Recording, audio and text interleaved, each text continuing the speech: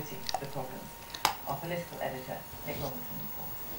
The UK Border Agency is meant to stop terrorists, criminals and illegal immigrants entering the country.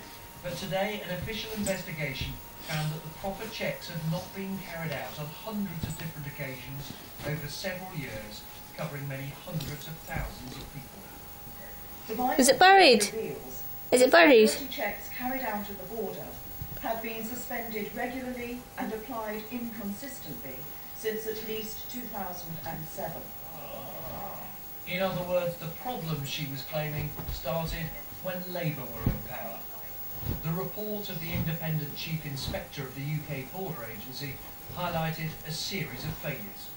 Overall, it criticised Harvey, poor you've not buried it yet, and a lack of clarity.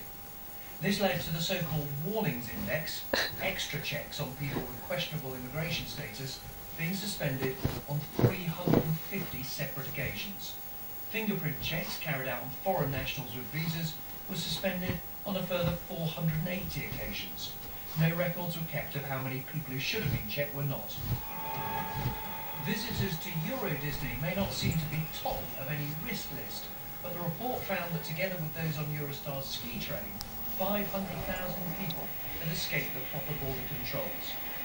Mr. Speaker, the Revine report reveals a border force that suspended Harvey, checks without really? action, spent millions on new technologies but chose not to use them, was led by managers who did not communicate with their staff, and that sent reports to ministers that were inaccurate, unbalanced, and excluded key information.